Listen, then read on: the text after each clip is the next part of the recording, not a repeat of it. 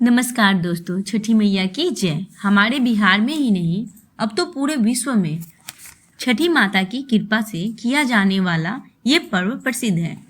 हमें ये बताने की आवश्यकता नहीं कि ये पर्व क्यों और कैसे मनाया जाता है, लेकिन इस कथा को कहने और सुनने में जो आनंद मिलता है, उसी की प्राप्ति के लिए आज मैं इस कथा को आप लोग तक पहुंचाना चाहती हूँ।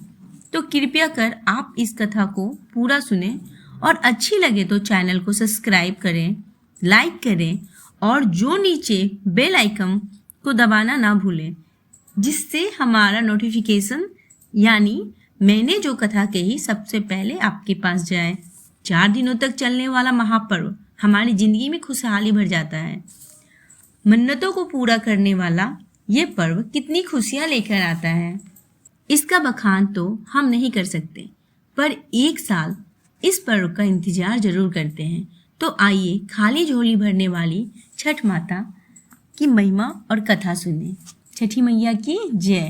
कार्तिक मास के शुक्ल पक्ष की षष्ठी तिथि को डूबते सूर्य को अर्घ्य देकर उत्सव मनाया जाता है। हम सभी इसे महापर्व छठ के नाम से जानते हैं।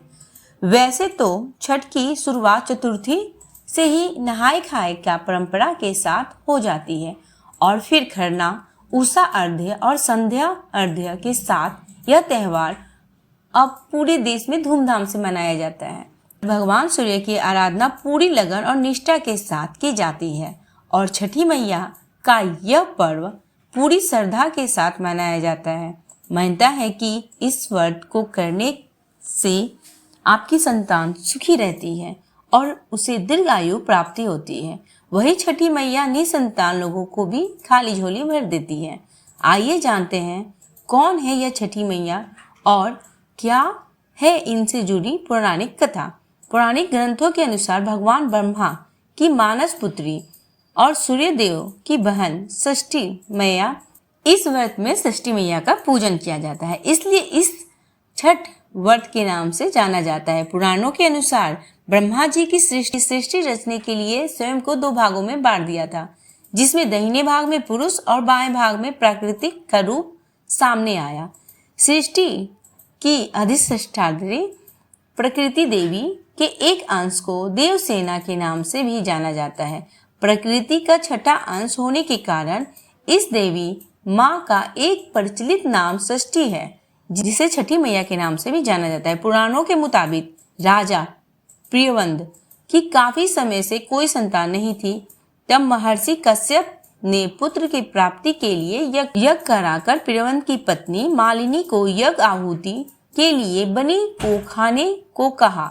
इससे उन्हें पुत्र हुआ, लेकिन वह मृत पैदा हुआ।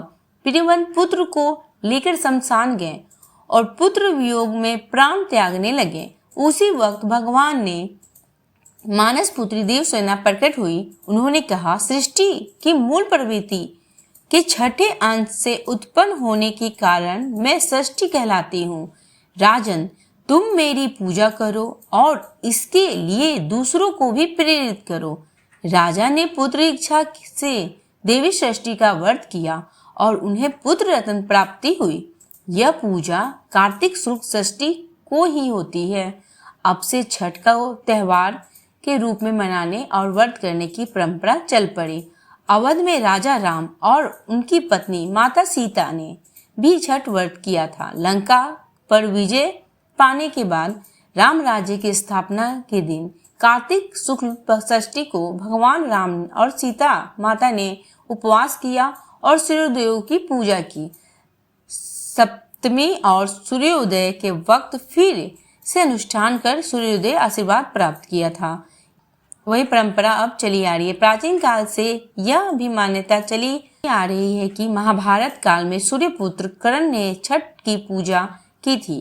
कर्ण भगवान सूर्य को परम भक्त थे।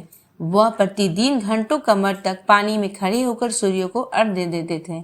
सूर्य की कृपा से ही वह महान योद्धा बने। आज भी छठ अर्घ्य दान की परंपरा प्रचलित है।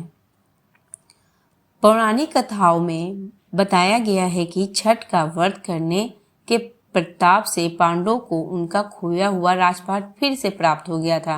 जब पांडव अपना सारा राजपाट जुए में हार गए और द्रौपदी ने छठ व्रत रखा। उनकी मनोकामना पूरी हुई और पांडवों को राजपाट वापस मिल गया। लोक परंपरा के अनुसार सूर्यदेव को छठी मैया का संबंधी भाई बहन बताते हैं, इसलिए छठ के मौके पर सूर्य आराधना फलदायी मानी जाती है। बोलिए सूर्य भगवान की जय, छठी मैया की जय।